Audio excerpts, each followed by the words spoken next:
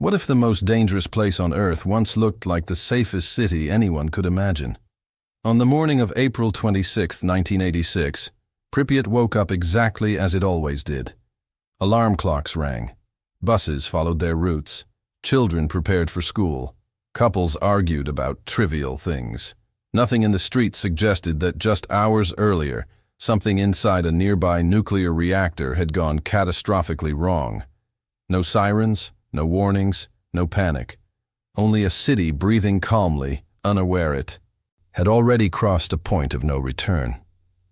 Pripyat was not an ordinary town. It was young, ambitious, and meticulously designed. Built in 1970, it existed for one purpose: to serve the Chernobyl nuclear power plant. Almost every family depended on it. Engineers, technicians, physicists, administrators. This was the elite of the Soviet technical class. Apartments were modern, salaries were good, shops were stocked.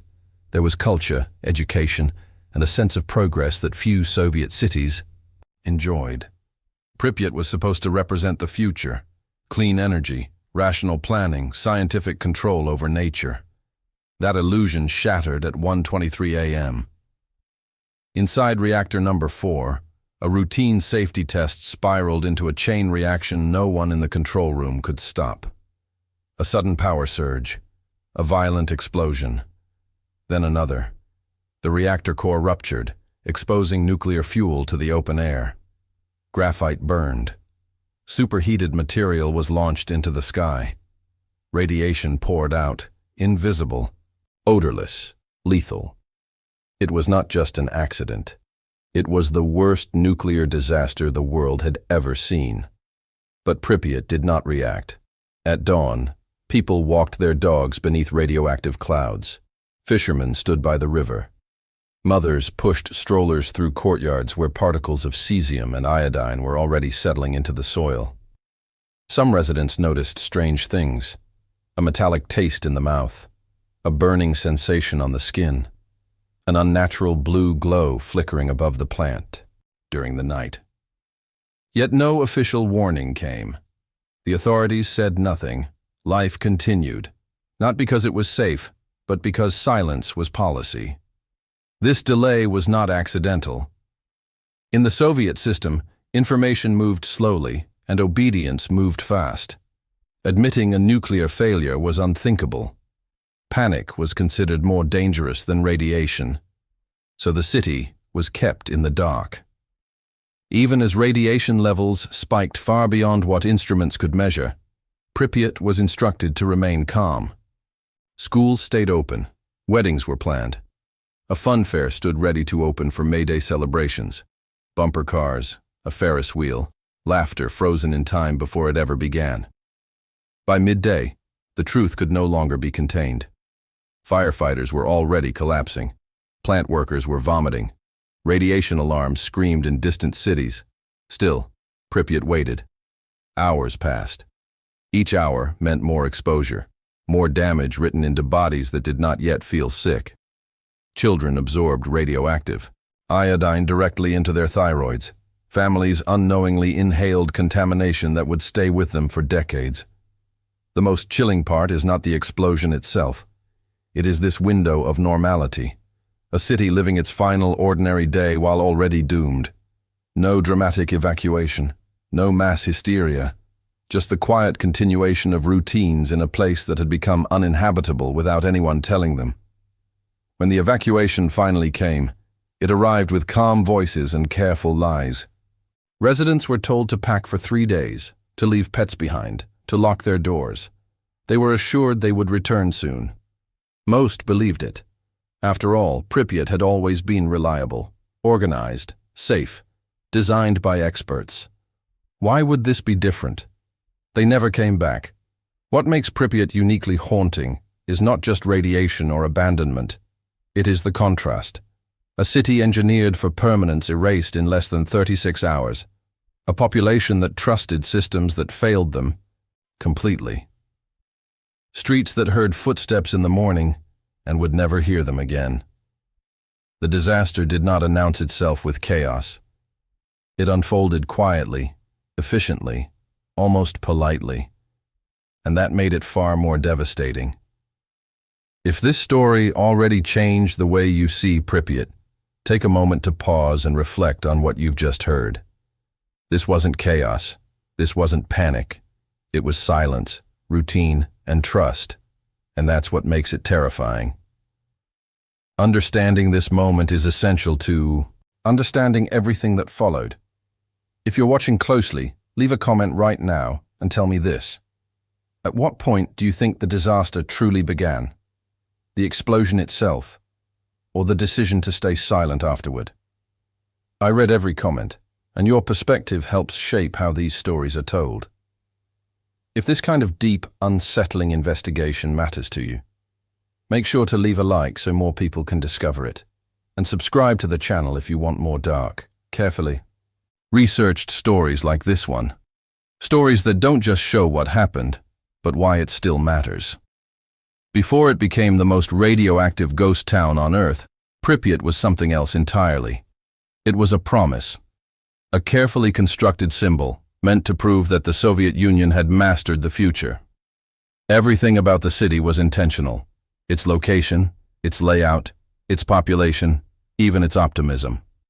Pripyat was not built organically over centuries like most cities. It was designed, from the ground up, to function perfectly, and to demonstrate that science, order, and ideology could eliminate chaos. Founded in 1970, Pripyat was young by any standard. Its average resident was just 26 years old. This was not accidental. The city was populated almost exclusively by specialists: nuclear engineers, plant operators, physicists, medical staff, teachers, and administrators. These were trusted citizens, carefully selected, politically reliable, technically trained. In return, they were rewarded with something rare in the Soviet system: comfort. Apartments in Pripyat were spacious, modern, and private. Elevators worked. Hot water was consistent. Balconies overlooked parks instead of factories. Schools were well funded. Hospitals were equipped beyond regional standards. Stores carried meat, fresh produce, and imported goods that people in nearby towns could only dream of. There was a cinema, a cultural palace, sports complexes, swimming pools, and music schools. Even the emptied streets felt different: wider, cleaner, quieter. Pripyat was not just a city. It was a showcase. The Chernobyl nuclear power plant, just 3 kilometers away, was the engine behind it all. Nuclear energy was portrayed as the clean, limitless power source that would carry humanity forward. The plant's workers were considered elite contributors to that mission. Living in Pripyat meant you were part of something important, something modern. Parents believed their children were growing up at the center of progress itself. This belief shaped daily life. There was pride in the city. People trusted the systems around them. They trusted the engineers. They trusted the instruments. They trusted the state. Safety drills existed, but they were abstract, theoretical scenarios that no one truly expected to face. Nuclear accidents were things that happened elsewhere, to lesser systems, with lesser people, not here. And this confidence was reinforced constantly. Official messaging emphasized control, redundancy, fail-safes. The RBMK reactors used at Chernobyl were described as robust, advanced, and stable. Residents were told the plant was among the safest in the world. Radiation, when mentioned at all, was framed as something measurable, manageable, almost tame.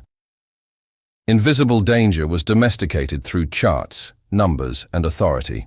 The city itself mirrored that philosophy. Green spaces were placed strategically to reduce stress. Schools and playgrounds were distributed evenly across neighborhoods. Traffic was minimal. Crime was rare. Pripyat felt calm, orderly, predictable. It rewarded obedience with stability. And over time, that stability became something deeper than comfort. It became trust. That trust is what made Pripyat vulnerable. When systems work perfectly for long enough, people stop imagining failure. They stop questioning instructions. They stopped listening to instinct. In Pripyat, the idea that something could be fundamentally wrong was almost unthinkable. Even when strange signs appeared, unusual tastes, unexplained sickness among plant workers, rumors of a fire that didn't make sense, they were dismissed as anomalies, not warnings. The city had been designed to eliminate doubt. And there is another layer that often goes unnoticed. Pripyat was not just a technical experiment, it was a psychological one. By concentrating specialists and providing them with an elevated quality of life, the system encouraged loyalty, gratitude, silence. You did not challenge the structure that gave you everything. You did not question the hand that fed you progress. So when Reactor 4 exploded, the disaster collided with something more dangerous than radiation: belief. Belief that authorities would never lie about something this serious. Belief that if evacuation were necessary, it would be immediate.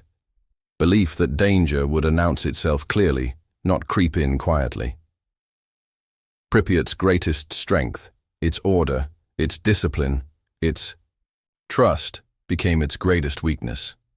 This is why the city did not panic, why parents sent children outside, why weddings went ahead, why no one ran. Because Pripyat had been engineered to believe it could not fail. And when a city built on certainty meets an invisible catastrophe, the damage is not just physical, it is existential. The systems that were supposed to protect you become the reason you stay too long.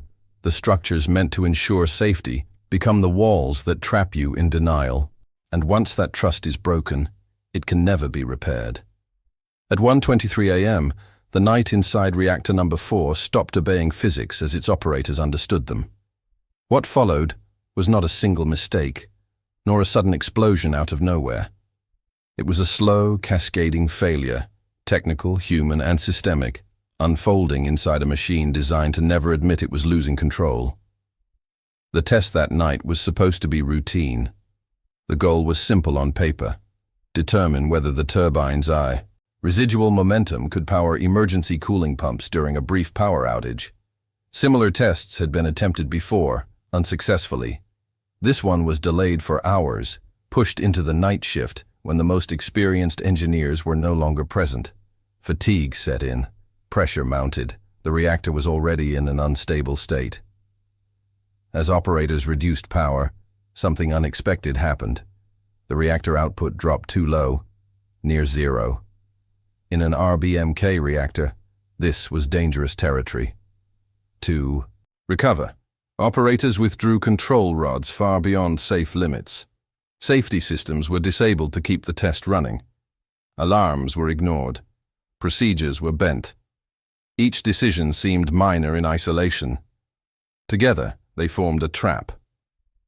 What the operators did not fully understand was the reactor's most lethal flaw: a positive void coefficient. As cooling water turned into steam, reactivity increased instead of decreasing. The reactor fed on its own instability. The more it boiled, the faster it accelerated. When the test finally began, everything collapsed at once. A surge of power rippled through the core, not thousands, but tens of thousands of megawatts in a fraction of a second. Fuel channels ruptured. Pressure skyrocketed. The first explosion tore through the reactor, blowing off the massive concrete lid. Seconds later, a second explosion followed, scattering burning graphite and nuclear fuel into the open air. The reactor was no longer contained. It was exposed. What rose into the sky was not smoke in the ordinary sense. It was a radioactive plume carrying iodine-131, cesium-137, strontium, plutonium, elements that would embed themselves into soil, bone, organs, and memory. The blue glow witnesses described was ionized air, a visible manifestation of lethal radiation tearing electrons from atoms. It was beautiful, and it was deadly. Inside the plant, chaos erupted. Operators staggered through corridors, flooded with steam and radiation. Some believed the reactor was intact. Denial reinforced by training that insisted such a failure was impossible. Others saw graphite blocks scattered outside and realized the unthinkable had happened. Graphite could only come from the core. That meant the core was open. Firefighters arrived within minutes, unaware of what they were walking into. They climbed onto the reactor building, fighting flames fed not by fuel but by nuclear material itself. They picked up chunks of graphite with their bare hands, mistaking them for debris. Their dosimeters maxed out instantly, then failed. They kept working. Radiation doses they absorbed in minutes would have taken years to reach under normal conditions. Meanwhile, inside Pripyat, the city slept. No alarm sounded for residents. No evacuation orders were issued. The invisible had already won, not because it was unstoppable, but because it was misunderstood. Radiation did not roar. It did not burn visibly. It did not announce itself. It simply spread. The deeper truth is this. The disaster was not just mechanical. It was cultural. The reactor design flaws were known. The risks had been documented. But acknowledging them meant challenging authority, rewriting doctrine, admitting vulnerability. That never happened. Instead, the system relied on confidence, repetition, and silence. By the time the sun rose over Pripyat, the reactor was still burning. The core fire would last for days, releasing contamination across Europe. But the most critical damage was already done. The moment safety systems were overridden. The moment warnings were dismissed. The moment procedure bowed to pressure. That was when the invisible won. And the city that trusted numbers and experts had no idea it had already been sacrificed. By the time the sun rose over Pripyat on April 26, 1986, the disaster was no longer confined to the reactor. Radiation was already saturating the city. Geiger counters in nearby facilities were screaming. Firefighters were collapsing. Plant workers were being rushed to hospitals with symptoms no one wanted to name out loud. And yet, officially, nothing had happened. This was not confusion. It was a decision. In the Soviet system, information did not flow upward freely, and it never flowed outward without permission. Admitting a nuclear catastrophe was not simply a technical problem. It was a political one. It meant acknowledging that a flagship symbol of Soviet scientific superiority had failed. Worse, it meant admitting that people were in danger, and that danger had not been prevented. So the first instinct was not evacuation. It was containment of information. Local officials in Pripyat were told very little. Some were informed that there had been a fire at the plant, now under control. Others were assured radiation levels were normal. Even as internal measurements showed lethal exposure zones, public statements minimized the situation. The word radiation was avoided. Panic, it was believed, would be more damaging than exposure. This logic had consequences measured in human bodies. Children walked to school under radioactive fallout. Outdoor markets remained open. Families spent the day by the river. Weddings were held. People sunbathed on balconies as invisible particles settled into their lungs, hair, and skin. The delay was not minutes. It was hours. And every hour multiplied the dose. Behind closed doors, the truth was becoming impossible to hide. By mid-morning, radiation had spread far beyond the plant. Instruments in nearby cities were detecting spikes. Swedish nuclear facilities, over 1,000 kilometers away, registered abnormal radiation and demanded explanations from Moscow. Only then did international pressure force acknowledgement. Inside Pripyat, the announcement finally came. Calm, controlled, almost casual. Buses would arrive. Evacuation was temporary. Residents were instructed to bring documents, some food, essentials for a few days. Pets were to be left behind, windows closed, doors locked. There was no urgency in the tone, and that was intentional. Urgency raised questions. Most people obeyed without resistance. They trusted the voice on the loudspeaker. They trusted the uniforms. They trusted the system that had never failed them before. Parents told children they would be back soon. Elderly residents left photographs, furniture, entire lives behind because they were promised return. The lie was not that evacuation was happening. The lie was that it was short. What makes this moment so disturbing is not just the delay, but its rationale. The leadership knew radiation exposure increases exponentially with time. They understood the risk, but they also understood something else, that admitting loss of control could unravel authority itself. And in that calculus, human health came second. By the time the last buses rolled out of Pripyat, nearly 36 hours after the explosion, the damage was already written into thousands of bodies. Thyroid saturated with iodine-131, bone marrow compromised, genetic material altered. None of this was visible yet. That would come later, quietly, over years. Pripyat did not fall victim to chaos. It fell victim to order, an order that valued control over truth, stability over survival. The city waited because it was told to wait, and waiting turned out to be deadly. This raises an uncomfortable question that still echoes today. How many disasters become catastrophes, not because of what happens, but because of what is hidden afterward? The earliest signs that something was terribly wrong did not come from official reports or government statements. They came from bodies, quietly, subtly, and then all at once. By the afternoon of April 26th, hospitals in and around Pripyat began receiving patients with symptoms that did not fit any familiar pattern. Firefighters complained of nausea, dizziness, and an intense metallic taste in their mouths. Their skin reddened as if sunburned, then blistered. Some vomited, uncontrollably within hours of exposure.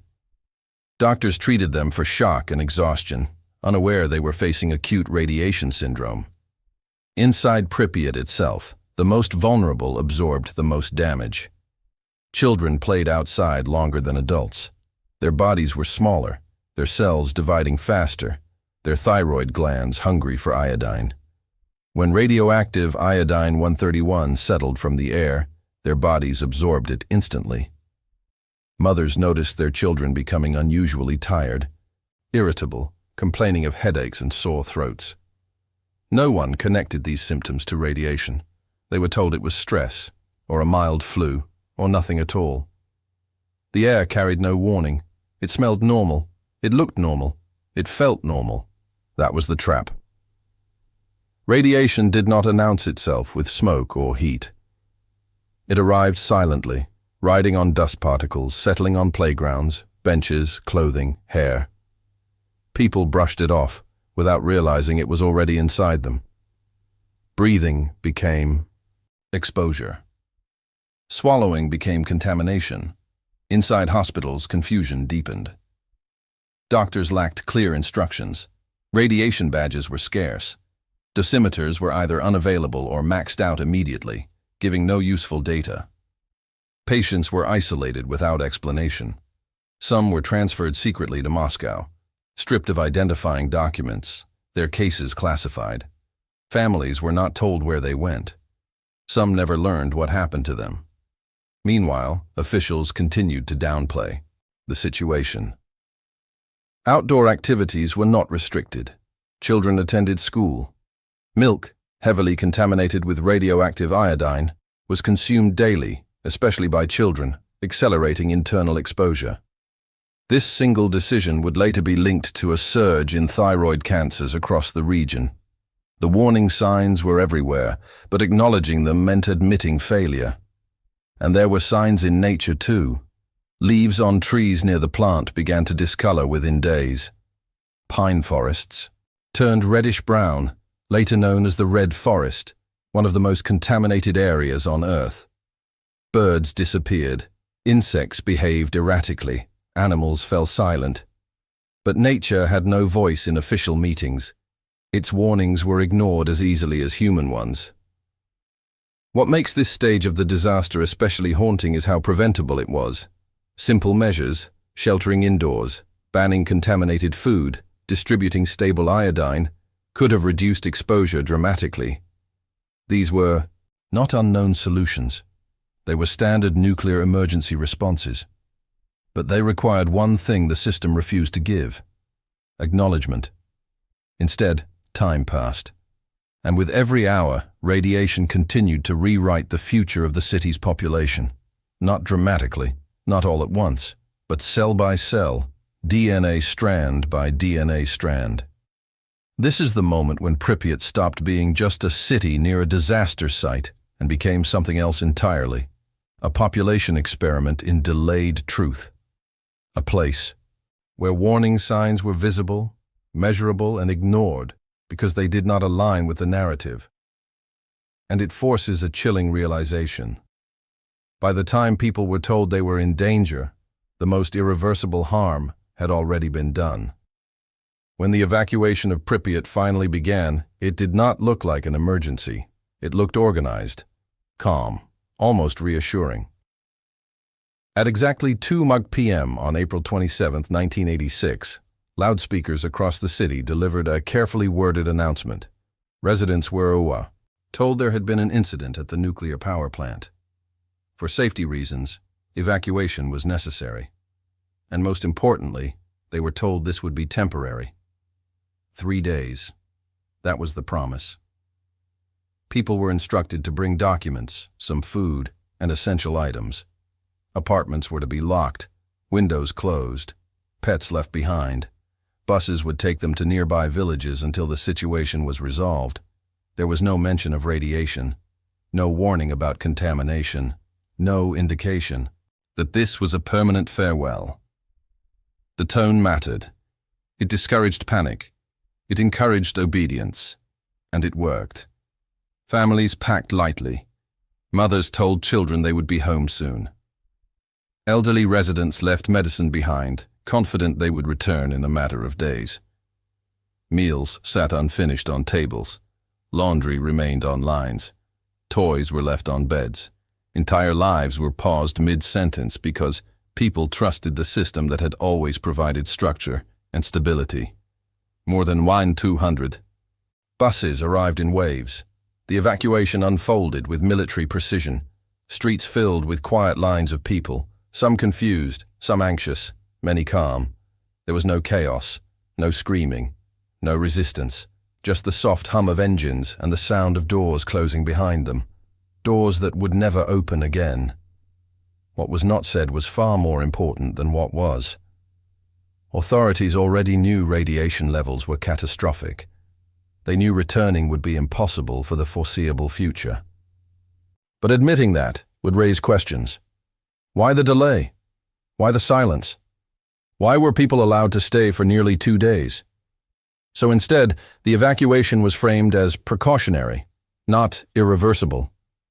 The lie was efficient and devastating. As buses pulled away, Pripyat emptied in hours. A city of nearly 50,000 people vanished. But the evacuation did not end exposure. Many evacuees were transported to contaminated areas. Some were housed in villages directly in the fallout path. Decontamination. Procedures were inconsistent or non-existent. Clothes, hair, skin, all carried radioactive particles with them. The disaster followed. Pets left behind roamed the streets, waiting. Some gathered near apartment blocks. Others returned to familiar doorways. Within weeks, soldiers were ordered to exterminate them to prevent the spread of contamination. Even loyalty became a liability. For many residents, the realization that they would never return came slowly. Days passed, then weeks. Questions went unanswered. Officials deflected, promises softened. Eventually, silence replaced assurance. Homes were looted, apartments were stripped during decontamination efforts.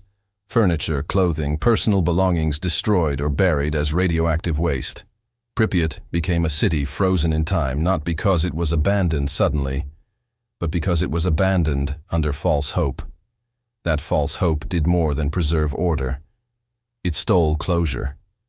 People did not grieve their homes because they believed. They still existed for them. They delayed mourning. They delayed acceptance. And when the truth finally settled in, it came with a second trauma: betrayal. The evacuation saved lives. But the way it was executed ensured that trust would never be restored. The residents did not just lose their city. They lost the belief that they had been protected. They realized that obedience had cost them something permanent. And this is where Pripyat's story shifts again. From a disaster of radiation to a disaster of memory. Because what was left behind would become evidence, silent, unsettling, and preserved in ways no one intended. When the last bus disappeared beyond the horizon, Pripyat did not feel abandoned. It felt paused. Doors were locked, curtains half drawn, dishes sat where they had been placed hours earlier. The city did not collapse into ruin immediately. It waited, exactly as its residents had been told to do. Inside the apartments, life remained arranged with unsettling intimacy. Beds were unmade from the previous night. Cups of tea cooled on kitchen tables. Shoes stood neatly by doors, aligned by habit. Family photographs stared outward from shelves, capturing birthdays, weddings, school ceremonies, moments meant to lead somewhere. Calendars still marked April 1986, never turned. The evacuation had not erased daily life. It interrupted it mid-breath. This is what makes Pripyat different from other abandoned cities. There was no gradual decline, no slow, economic death, no visible struggle. One day it was alive, organized, inhabited. The next, it was empty. That suddenness preserved details most abandoned places lose within weeks. Children's drawings remained pinned to classroom walls. School notebooks lay open on desks, homework unfinished. In some apartments, food still sat in refrigerators, sealed in time until mold took over. The most haunting spaces were the children's rooms. Toys were scattered across floors. Dolls lay on beds. Model cars lined shelves. Storybooks rested beside pillows, mid-chapter. Gas masks, later placed in kindergartens, part of post-evacuation drills, added an almost surreal layer, transforming ordinary playrooms into scenes of quiet horror. Childhood ended here without warning. For the first days, the city was untouched, but that did not last. Decontamination teams entered Pripyat with orders to remove radioactive materials. Their definition of material was broad. Carpets, curtains, mattresses, clothing. Anything that absorbed dust was considered dangerous. Entire apartments were stripped. Furniture was thrown from balconies into piles below. Personal belongings were buried in trenches or burned. What could not be cleaned was erased. And yet, much survived, simply because there was too much to destroy. The scale of the city overwhelmed cleanup efforts. Thousands of apartments, tens of thousands of objects. Pripyat became a catalogue of interrupted lives. Each room told a story with no ending. The absence of people made those stories louder, not quieter. Over time, nature began to reclaim the spaces. Plants pushed through floors and windows, vines crept across balconies, animals wandered in freely. But the human presence never fully disappeared. It lingered in handwriting on notes, in the placement of furniture, in the logic of how rooms were lived in. The city remembered its people even when the world stopped looking. Looting followed. Not immediately, but inevitably. Despite radiation risks, individuals entered the zone to take valuables, radios, watches, furniture. Some believed time had made it safe, others didn't care. The objects carried contamination far beyond the exclusion zone, spreading the disaster invisibly into homes that had never been near Chernobyl. What remains today is not just decay. It is a record. Pripyat's apartments are not ruins in the traditional sense. They are evidence. Evidence of trust. Evidence of interruption. Evidence of a system that asked people to leave quietly and promised they would return. Every untouched room is a reminder that they believed that promise, and this is the cruelest part. The city did not burn, it did not explode, it did not fall. It waited, faithfully, for people who were never allowed to come back. And now, decades later, the question shifts again. What happens to a city that cannot be lived in, but refuses to disappear? What does science say about a place where time, radiation, and nature collide? For years after the evacuation, Pripyat was not treated as a city. It was treated as a laboratory. A place no one was meant to live in, but everyone wanted to study. Scientists entered wearing protective suits, carrying instruments designed to detect what human senses could not. What they found challenged assumptions, rewrote safety models, and exposed how little was truly understood about long-term radiation exposure. Radiation in Pripyat did not behave uniformly. Some streets measured relatively low levels, while nearby courtyards spiked dangerously high. This phenomenon, later called hotspots, was caused by wind patterns, rain, and building geometry that concentrated radioactive particles in unpredictable ways. One step could be survivable. The next could be lethal over time. The city became a patchwork of invisible danger. The most persistent contaminants were cesium-137 and strontium-90, both with half-lives of around 30 years. That meant Pripyat would not simply cool down in a decade. Radiation would linger for generations. Soil absorbed it. Concrete trapped it. Trees incorporated it into their growth rings. Even animals carried it in their bones. Scientists studying abandoned buildings discovered something unsettling. Radiation bonded with dust and organic material, embedding itself deep into porous surfaces. Apartments that looked clean could still emit dangerous levels. Furniture, books, clothing, all became reservoirs. This is why so much had to be buried, burned, or sealed away. Contamination was not just on the surface. It had soaked in. One of the most shocking discoveries involved the ecosystem. Contrary to expectations, wildlife did not vanish. It adapted. Wolves, boars, deer, and birds returned in large numbers. Without humans, nature flourished, but not without consequences. Many animals carried genetic mutations, shortened lifespans, tumors, reproductive abnormalities. Yet populations grew, raising uncomfortable questions. Was radiation less damaging than constant human activity?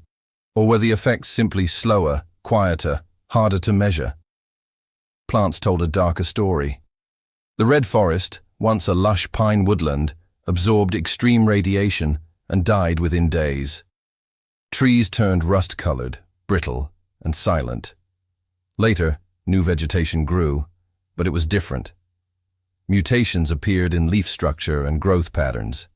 The forest regenerated, but not as it once was. Nature survived, but it was altered. Inside buildings, radiation decayed unevenly. Some rooms became safer over time. Others remained hazardous decades later due to trapped particles. Scientists found that stairwells, basements, and ventilation shafts often held higher concentrations, acting as collection points for contamination. Pripyat became a three-dimensional hazard, dangerous not just by location, but by height and enclosure. Human health data painted an equally complex picture. Thyroid cancer rates surged, especially among those exposed as children. Other cancers appeared later, harder to trace conclusively. Psychological trauma proved widespread and long-lasting. Displacement, loss of home, betrayal by authorities. These injuries did not fade with radiation levels. They deepened. What science ultimately revealed was not a simple narrative of recovery or doom. It revealed uncertainty. Radiation does not destroy a place all at once. It changes it slowly, unevenly, silently. Pripyat was not dead. It was transformed into something unstable, unpredictable, and profoundly unsafe for permanent life. And yet, people kept coming back. Scientists, workers, liquidators, later explorers and tourists, drawn by curiosity, denial, or the belief that time had erased the danger. That belief would prove dangerously incomplete. So the question becomes unavoidable. If science knows this place is still hazardous, why do people keep returning? And what risks are they really taking? Pripyat is not just abandoned. It's visited.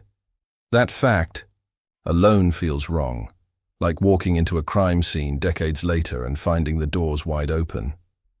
The city that was evacuated under a lie has become a destination for people who want to feel the weight of history with their own hands. Some come with permits and guided tours. Others come illegally, slipping through the forests at night, moving quietly through broken fences, treating the exclusion zone like a forbidden amusement park. They call it urban exploration. But Pripyat is not a normal ruin. It's a ruin where the danger isn't just falling concrete. It's an invisible hazard that doesn't care how careful you are. For many visitors, the first shock is how intact the city still feels. The apartment blocks rise like silent cliffs. The famous Ferris wheel stands frozen, its paint peeling, its cars unmoving, as if it's still waiting for the opening day that never came. Schools remain filled with books.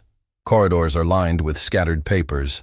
The cultural palace still holds, fragments of posters and stage props. And everywhere, there's the same unsettling sensation. You're not just seeing abandonment, you're seeing interruption. That emotional impact is why people keep coming. There's a psychological hunger behind it.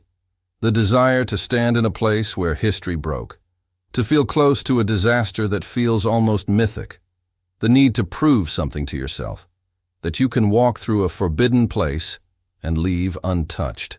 For some, it's about thrill. For others, it's about truth. They don't trust documentaries, they don't trust museums, they want to see the real thing. But real has a cost. Even today, radiation in Pripyat is not gone. It's uneven, unpredictable, and still capable of harm depending on exposure time and behavior. Most legal tours are designed to minimize risk. Limited time, controlled routes, no touching, no sitting on surfaces, no entering certain buildings. Guides often carry dosimeters to monitor radiation levels in real time. But that's the legal version. Illegal explorers, the stalkers, ignore those boundaries. They spend hours, sometimes days, inside buildings that trap contaminated dust. They climb basements where particles settle. They kick through debris, stirring radioactive material into the air. They touch objects, sit on floors, lean against walls, and then later eat, drink, or smoke without proper decontamination. The danger isn't dramatic, it's cumulative. It's the kind of risk that doesn't punish you immediately, and that delay is what makes it seductive. Here's the brutal truth. The greatest radiation risk for many visitors isn't standing in the street. It's dust. Dust is the carrier. Dust clings to shoes, clothing, backpacks, hair. Dust gets inhaled. It gets swallowed. It embeds in fabric and travels home. And because the zone feels normal, people underestimate it. The body doesn't warn you when you inhale radioactive particles. You don't feel it. You don't smell it. You don't notice anything until years later, if the damage accumulates enough to matter. Then there are the objects. A gas mask found in a school. A Soviet sign. A toy. A small souvenir taken as proof you were there. Those objects can be contaminated. In some cases, people have carried radioactive material out of the zone without realizing it, turning their homes into tiny secondary contamination sites. The disaster doesn't stay inside Pripyat if people keep bringing pieces of it out. And yet, tourism continues. Over time, the zone became an industry. Guides, permits, transportation, photo tours, documentaries, and social media content turned Pripyat into a symbol, a backdrop, a place people use to capture haunting images, like the ghost city is a stage set. And that introduces another disturbing question. When does remembrance turn into consumption? When does history become aesthetic? Still, not everyone who enters is careless. Scientists, maintenance workers, and inspectors continue to operate in the broader exclusion zone because the site still needs constant management. The sarcophagus over Reactor 4 was replaced and reinforced because the reactor remains a threat. The zone is monitored because contamination can shift with weather, fires, and human movement. It is controlled, but never fully stable. And fires are a reminder of that instability. Wildfires in contaminated forests can lift radioactive particles back into the air, redistributing contamination across areas previously considered lower risk. Smoke becomes a vehicle for old danger. This is one reason the zone is not a closed chapter. It's a living hazard, managed and contained, but never erased. So Pripyat today exists in a strange contradiction. It is both a warning and a spectacle, both a laboratory and a tourist site, both abandoned and visited.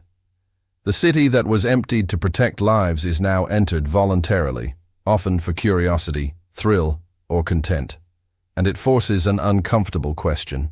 Why are humans so drawn to places that can still harm them, especially when the harm can't be seen?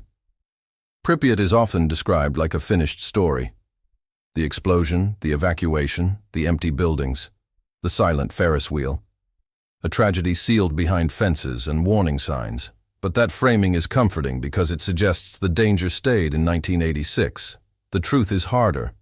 Pripyat didn't just become a ghost town. It became a template, a living example of how a modern society can be undone by something it can't see and by decisions it refuses to name. The first legacy is physical, and it is still active. Radiation does not end. It decays unevenly over timescales that don't match human patience. The most infamous contaminants didn't vanish after a season or a decade. They settled into soil, concrete, tree bark, insulation, paper, cloth. They became part of the environment. That means Pripyat isn't dangerous in the dramatic, cinematic way people expect. It is dangerous in the slow way that makes people careless. You can walk through a street and feel fine. You can take a photograph, breathe normally, laugh, leave. And the damage, if it accumulates, will never announce itself with a clear moment you can point to later and say, "That's when it happened." That's the first twist Pripyat hides. The worst outcomes rarely arrive like an explosion. They arrive like a delay. The second legacy is political, and it is even more radioactive than the city's dust. Chernobyl was not just a technical failure. It was a failure of truth. A system trained to protect its image treated information like a hazard to be contained. The early response prioritized control over clarity, calm over honesty, narrative over lives. And once you understand that, Pripyat stops being a ghost town and starts being evidence of something much larger: how institutions behave when admitting reality threatens authority. Here's the uncomfortable part. The mechanism that harmed people wasn't only a reactor design flaw or an operator error. It was the reflex to minimize, delay, and reassure. The announcement that promised a temporary evacuation wasn't just a lie to prevent panic. It was a strategy to keep the story manageable. And for many families, that lie lasted longer than the radiation itself, because radiation attacked the body, but the lie attacked the mind. It created a second disaster, the realization that the system they trusted had calculated the acceptable cost of silence. And Pripyat still contains that lesson, preserved like furniture in an abandoned apartment. Because the third legacy is psychological. What displacement does to identity. Thousands of residents didn't just lose homes. They lost the map of their lives. In a city like Pripyat, your job, your neighbors, your school, your future was stitched together tightly. When you remove people from that system overnight, you don't just relocate them, you fracture them. Many evacuees carried invisible burdens: guilt for leaving pets, shame for not understanding sooner, anger at being misled, grief without closure. And here's another twist. Even when their bodies survived, many described the aftermath as a kind of slow death of belonging. Not everyone can rebuild a life when the story of their old life is sealed behind barbed wire and labeled contaminated. Then there's the legacy most visitors don't come for, because it doesn't photograph well. The workers, the liquidators, firefighters, plant, staff, soldiers, miners, engineers, Men who shoveled radioactive debris from roofs, cut down forests, buried contaminated homes, poured concrete, built containment structures, and absorbed doses their bodies could not negotiate with. Some were celebrated. Many were forgotten. The world loves the imagery of Pripyat's ruins, but the city's true cost lives in human tissue, in medical files, in families who can't trace exactly when health problems began. Because the exposure wasn't one moment, it was many moments stacked close together, hidden behind euphemisms like incident and situation. And that leads to the most haunting legacy of all. Pripyat became a place where the line between reality and myth is constantly contested. People argue about what is safe to say, what is politically useful to emphasize, what is exaggerated, what is minimized. Some turn the city into pure horror folklore. Mutant animals, supernatural silence, cursed streets. Others sanitize it into a tourist brand, an aesthetic of decay, a stage set for thrill. Both distort the truth in different ways. Horror myths distract from real mechanisms. Tourist gloss turns evidence into entertainment. And the city sits in the middle, holding the uncomfortable version that neither side likes, that the disaster was made worse by human choices, and that those choices are not unique to one country or one era. Because the final twist Pripyat hides is this: it is not only about the Soviet Union, it's about the way humans handle invisible risk. Radiation is just one example. There are other invisible threats, slow, cumulative, easy to deny, tempting to delay. And the pattern repeats. Warning signs appear. Someone says, "Not yet." Someone worries about reputation. Someone fears panic. And the public keeps living normally while the invisible spreads. Pripyat forces a question that's hard to escape once you feel it. When the danger is unseen, who gets to decide what level of exposure is acceptable? And who pays for that decision? And maybe that's why Pripyat never truly became just history. It's still a pressure point, a reminder that modern life is built on systems we don't fully see, operated by people we assume are always honest, always competent, always in control. Pripyat shows what happens when that assumption breaks, and how long it takes the truth to catch up to the body. So here's where the story tightens one last time. Because if Pripyat is a warning, it's also a vault. There are still details buried in archives, contested in testimonies, blurred by propaganda, rewritten by memory, and simplified for public consumption. And the more you dig, the more you realize the city didn't just disappear.